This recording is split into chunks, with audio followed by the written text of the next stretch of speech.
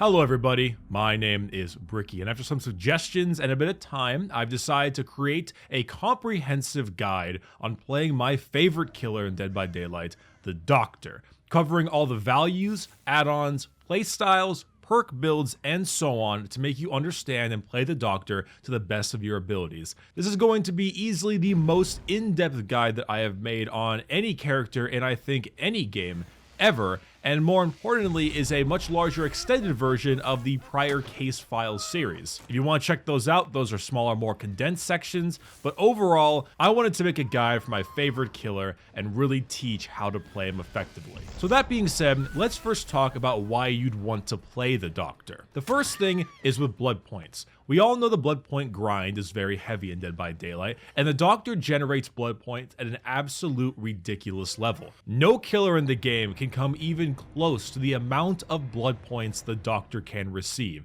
especially when tied with blood point offerings, barbecue and chili, distressing, and so on. Secondly, it's if you want to play a killer that is outside of the top 3 and still be effective. The disconnect between power and strength between the Huntress, Hillbilly, and the Nurse is very heavy with the rest of the other killer cast, but the Doctor is generally pretty high up there if you know how to play him well. Thirdly, you hate having to find survivors. The Doctor is the best anti-stealth killer in the entire game. If you hate the whole searching for survivors section of playing the game and you want to just get right into the chase, the Doctor would be the best. And finally, and this is more to your personal preference, you prefer being a salt generator. If you start a poll to decide which killer survivors hate fighting the most, almost every time it'll be the Doctor. The Nurse and Freddy could be up there slightly as well, but the Doctor seems to always reign supreme as the most hated killer to fight, yet one of the most fun to play. So these will be all the reasons you'd want to play the Doctor.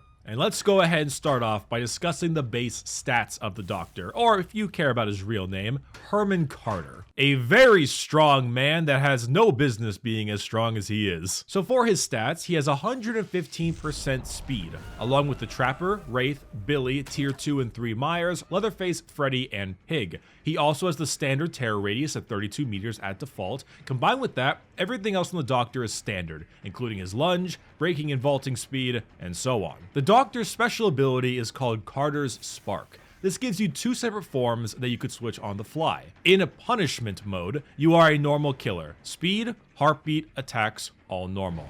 In treatment mode, you drop your movement speed to 110%, which is the same speed as the Huntress and the Hag. During this mode, you are unable to attack, but gives you 2 unique benefits. The first benefit is that survivors in your terror radius will start generating madness slowly, indicated by the madness icon on their side of the screen. As long as they remain in your terror radius, they will consistently generate madness. You can also use your second ability, which is your shock therapy. After a short charge and a drop in movement speed, you send out an electrical field in a square section in front of you. This will cause the survivor to scream, generate a significant amount of madness, and also stop them from doing any actions for the next 2.5 seconds. You can swap between these different forms at any time. Now, to understand the Doctor, you need to understand what madness does. Madness is an affliction that has 3 levels, being madness 1, 2, and 3. These madness levels are indicated by a scratchy icon on the survivor's name, with madness 3 being a circular version. Whenever a survivor enters a madness state, whether that be going from 0 to 1, 1 to 2, or 2 to 3, they will scream. The Doctor can see this scream indicated by the aura and explosion sound effect on the map, similar to a generator exploding. This allows the Doctor to locate survivors much faster and easier. When in madness, there are different afflictions that occur. At madness level 1, a survivor has a 33% chance that a skill check will appear in a random location on their screen, sometimes messing them up. At madness level 2, that skill check percentage is increased to 66%, and they will also begin to see random hallucinations of the Doctor near them, either scaring them or possibly revealing their location. At madness level 3, the skill check percentage is increased to 100%. The Doctor can see the aura of his hallucinations, and the survivor will regularly scream consistently while at madness level 3, and most importantly, they cannot do any channeled interactions in the meantime. This includes the ability to heal themselves or others, sabotage hooks, repair generators, cleanse totems, or use any of their items. They still can, however, drop pallets, vault windows, unhook survivors, and escape via the hatch. A survivor can, however, do an action called Snap Out of It when they are in Madness level 3. This is a channel that is usually followed with multiple skill checks that will set them back to Madness level 2 and allow them to do actions once again. One notable thing is that survivors inside lockers will not generate any madness via your static field. That is the most base form of the Doctor. While it is a mouthful, once you understand the power, it'll become second nature to you. We will discuss how to use the power more in detail later in the video, but one thing that makes the Doctor so unique are the crazy variations that the madness levels have when using add-ons. Add-ons change the Doctor from one killer to a completely different ballgame, and knowing which are good can be a big help. So let us get the simple add-ons out of the way first. First off, you have add-ons that increase the range of your shock therapy attack in treatment mode. These are the Moldy Electrode, the Polished Electrode, and the High Stimulus Electrode. These increase your shock therapy range by 25, 50, and 75%, while mildly, moderately, and considerably increasing the charge time requirements. These are almost never bad add-ons, however, you should be wary of the charge time. Taking too long to zap somebody might set you behind farther than you want, since you do slow down during the charge time. The next add-on is the Maple Knight, and while it is currently glitched at the making of this video, this lets you see where your shock therapy is going to be, similar to the plaid flannel that the nurse has, allowing her to see her blink location. It's okay for beginners, but once you start understanding the power, you won't need it anymore. Next up, let's discuss the tapes. We have Scrap Tape and Interview Tape. Scrap Tape changes the shock therapy to a ring in front of the Doctor. This ring can become much larger if you use any of the electrode add-ons, basically making it a big donut. Personally, I find this very difficult to use and highly recommend you do not use this one. The Interview Tape makes the therapy much thinner but significantly longer. When mixing this with the electrodes, the nickname Railgun Doctor is created, making a very small but extremely long-range attack. And now that's out of the way, let's discuss the main add-ons. Starting off, we have the Calm series. These include Calm Class 1, Class 2, and Carter's Notes. With Calm, you increase your terror radius in treatment mode slightly, moderately, and considerably, while decreasing your terror radius in punishment mode by the same amounts. You also have a considerable chance to play the terror radius heartbeat for 15 seconds on survivors with madness 2 or 3 at Class 1. Tremendous chance for 20 seconds at Class 2, and a tremendous chance for 20 seconds on Carter's Notes, but with it constantly and never ending in Madness 3 until they snap out of it. Now, the Calm series is mainly used for its radius changers. Having a lower terror radius is good for all killers, but when they want to put the hurt on you and having punishment mode lowered is great. But at the same time, treatment mode being increased is excellent for your static field to affect more survivors in a larger area. The heartbeat can also be very useful and extremely annoying to survivors who are not coordinated, but it is rather negligible at a group or a high-ranking player. Next up, we have the Order series in Class 1, 2, and Carter's Notes. Order increases the percentage of madness inflicted by your treatment mode static field, aka your terror radius, by 10, 15, and 25%. It will also create illusionary pallets out of the broken ones that remain illusionary until they are approached by a survivor. Pallets are generated every 20 seconds at the location of a destroyed pallet that are 32 meters, 64 meters, or unlimited range away from the Doctor. Order is wonderful if you want to generate a lot of madness via your terror radius, or you're running terror radius increasing add-ons or perks, like the Calm series or Distressing. The illusionary pallets will trick survivors on occasion, but are not extremely consistent, so while I wouldn't bet on them working, they can trick a few people on a good day. Next, we have the Discipline series in Class 2, 3, and Carter's Notes. Passively, the madness inflicted by our shock therapy attack increases by 15, 20, and 25%. Also, survivors when entering a chase will see the red stain and have the terror radius as if the Doctor was directly behind them for 6, 8, and 10 seconds in madness level 2, or 12, 16, and unlimited in madness level 3. Now the shock therapy section is self-explanatory. Increasing the percentages of madness generated is always a good thing. The red stain is, truth be told, not very strong, and as you make your way up the ranks, it's even less powerful. It's an annoyance without a doubt, but it won't alter how a survivor acts too much. If you're taking this add-on, take it for the shock therapy. Next, we have the restraint class at 2, 3, and Carter's notes. Passively, when a survivor goes up in madness, it shows their auras for 1, 2, and 3 seconds. What this add-on also does is allow you to see the aura of the illusions in madness level 2 as well as 3 instead of only at level 3. This is one of my favorite add-ons for the Doctor, mainly for the aura reading. Seeing an illusion across the map makes it very easy to know exactly where a survivor is at all times.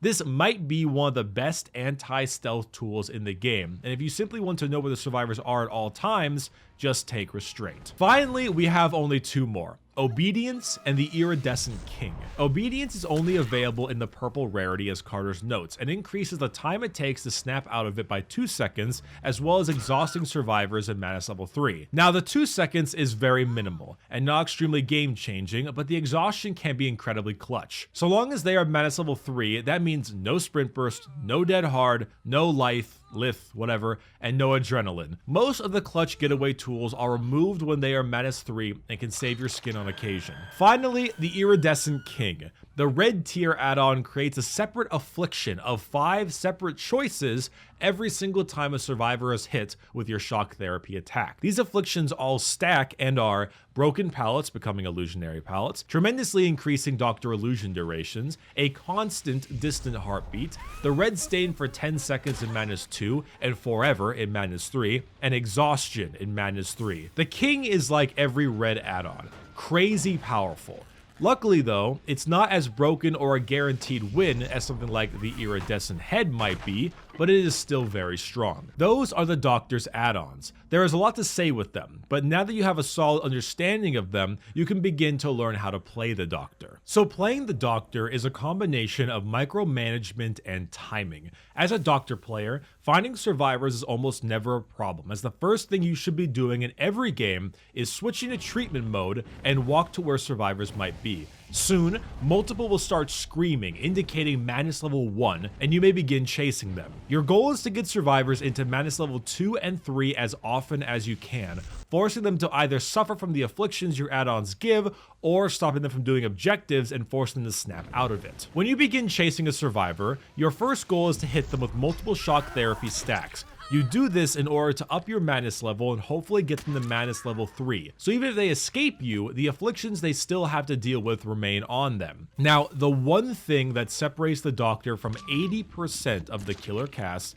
is that 2.5 second stun. If there is anything you leave today with, any knowledge I can give, it is to learn how to abuse that stun. See, most killers, with the exception of the top 3, are forced to eat pallets and vault windows during a chase, as well as getting pallet looped and so on. As a Doctor player, you need to time your shock therapy so they cannot do this. If a survivor is running towards a pallet or a window, and you have the time to get a shock off before they reach it, they will either run around it, buying you enough time to hit them, or just sit next to it, mashing the spacebar, unable to use it. If you time this correctly, you can then have the ability to swap back to punishment mode and get a solid hit off. Then you go back to the chase. That is the mechanical part of the Doctor and easily the hardest thing for new players to learn. You need to figure out distance and have this flowchart in your head. Is the survivor nearing a pallet or a window? No. Will they be nearing one anytime soon? No.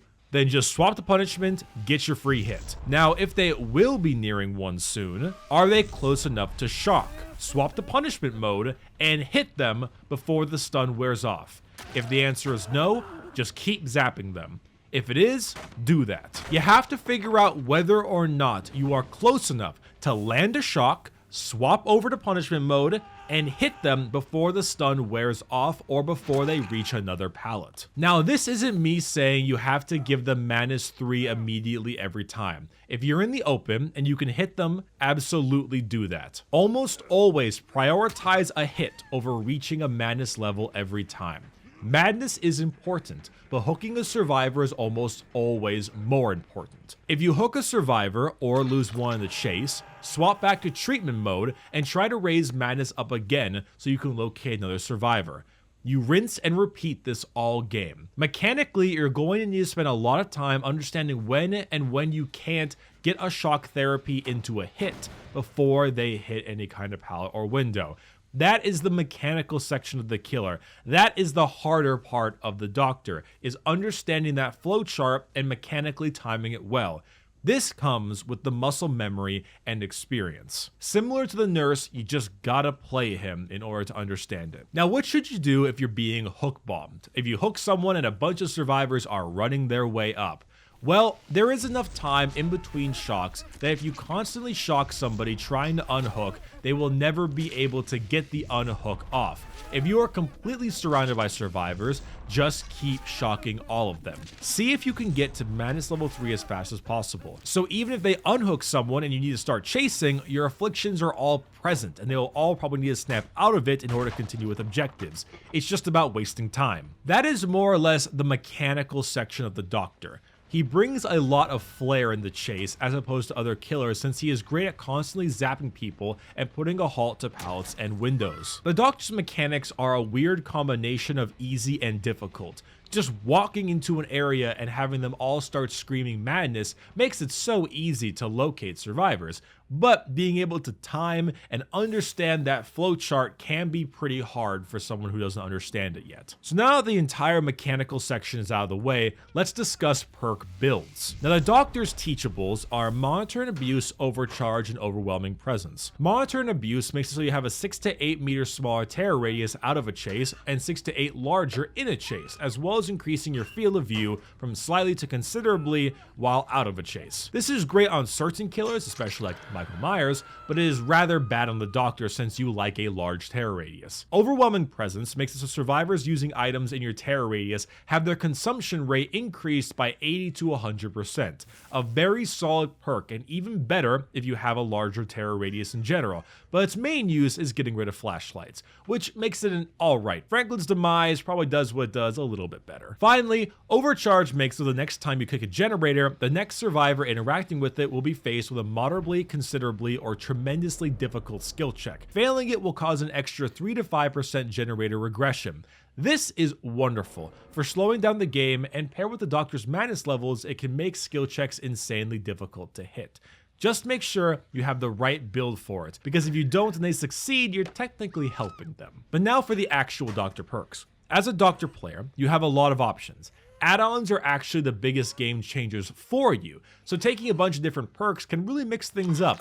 Most to all the perks in the game are effective on you to some extent, bar a few outliers. The number one combination, however, at the current moment being run with a doctor is Unnerving Presence and Distressing. Distressing is always wonderful for the blood points, I will never complain about that, but more specifically, it increases your terror radius drastically, which in turn helps you generate more madness with your static field.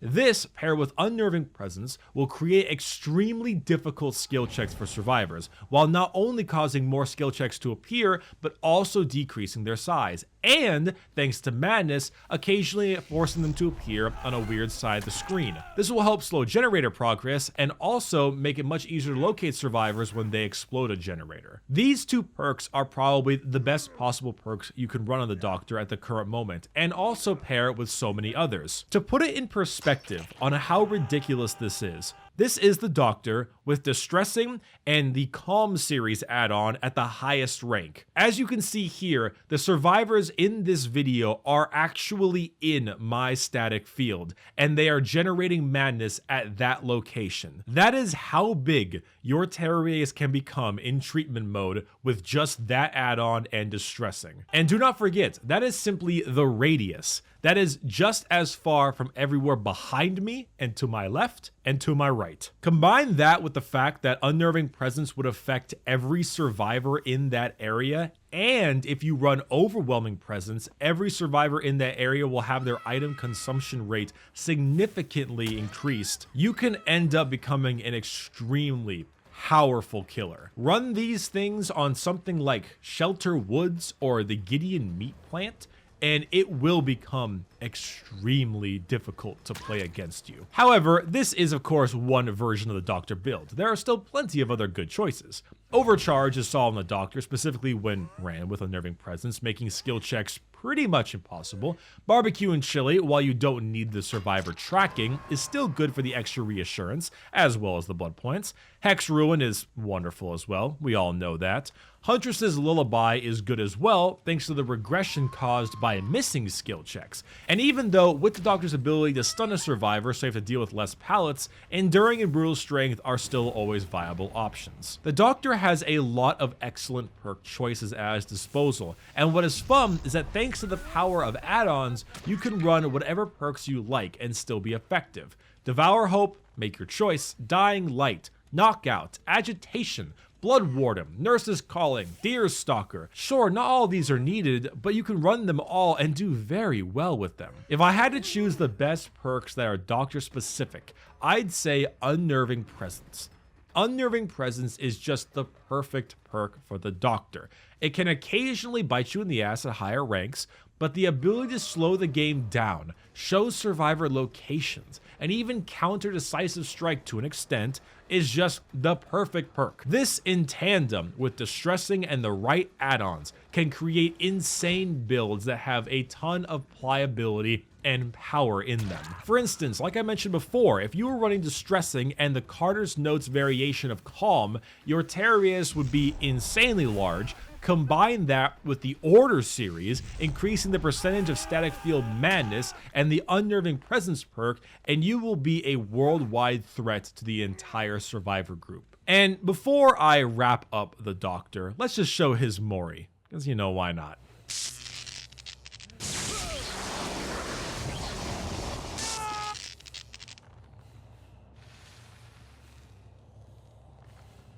So, the Doctor. A very fun killer, but one that produces truckloads of salt and blood points. If this video increases the general Doctor population, then I am happy for the Doctors, but the survivors are going to be very mad at me, which, I mean, granted they already are, so The add-ons he has provides a ton of options, and his ability to take almost any perk makes him very strong and fun to play. He feels familiar like the rest of the cast, but not majorly different like Nurse, Billy, or Huntress. He has his own thing with his own powers that's not too overpowered in some areas and not too terrible in others. The Doctor is one of the few killers whose power relies on fucking with the survivor's shit, which makes it not as powerful at higher ranks, but still incredibly useful at times. And besides that, my name has been Bricky.